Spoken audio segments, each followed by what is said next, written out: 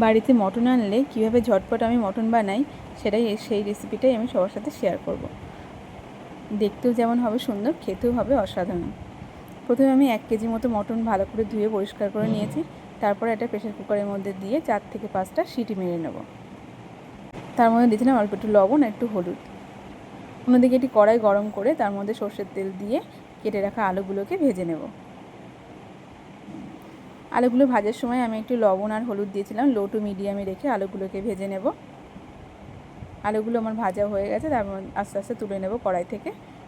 নিয়ে এটা মশলা বানাবো, আদা রসুনের পেস্ট। সেটাকে আমি পরিমাণ মতো আদা রসুন নিয়ে এটা পেস্টটা করে নেব। তারপরে দিয়েছিলাম গরম তেলের মধ্যে গোটা গরম মশলা ফোড়ন দিয়ে 4 থেকে 5টা মিডিয়াম সাইজের পেঁয়াজ কুচি আমি এখানে দিয়ে দিয়েছি। দিয়ে পেঁয়াজটাকে লাল লাল করে ভাজা হয়ে গেলে আমি যে আদা রসুনের পেস্টটা করেছিলাম সেটাকেই দিয়ে দেবো। দিয়ে ভালো করে কষাতে থাকবো। আদা রসুনের গন্ধটা চলে যাবে ততক্ষণ কষাতে হবে। দিয়েছিলাম লবণ, হলুদ পরিমাণ মতো, আর দিয়েছিলাম জিরে গুঁড়ো। এটাকে দিয়েও ভালো মতো কষে নেব। নিয়ে দিয়ে দেবো একটু ধনে গুঁড়ো। ধনে গুঁড়োটাকে দিয়েও ভালো করে কষে নিয়ে দেবো এখানে এটা বড় সাইজের টমেটো কুচি।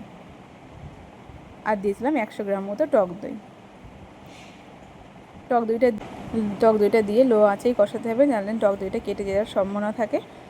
দিয়েছিলাম কাশ্মীরি লঙ্কার গুঁড়ো, দিয়ে ভালো করে কষে নিয়ে মশলা থেকে তেল ছাড়লে সেদ্ধ করা মটনটা দিয়ে ভালো করে কষে নেব।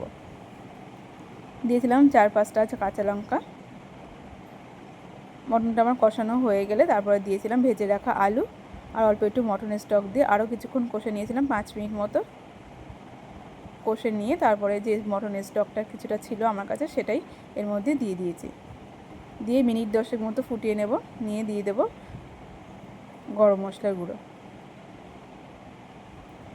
গরম মশলার গুঁড়োটা দিয়ে আমি আর বেশিক্ষণ ফোটাবো না, নামিয়ে নিয়েছি। নিয়ে দেখো তৈরি হয়ে গেছে আমাদের মটন কষা। গরম গরম ভাতে পরিবেশন করুন। টাটা।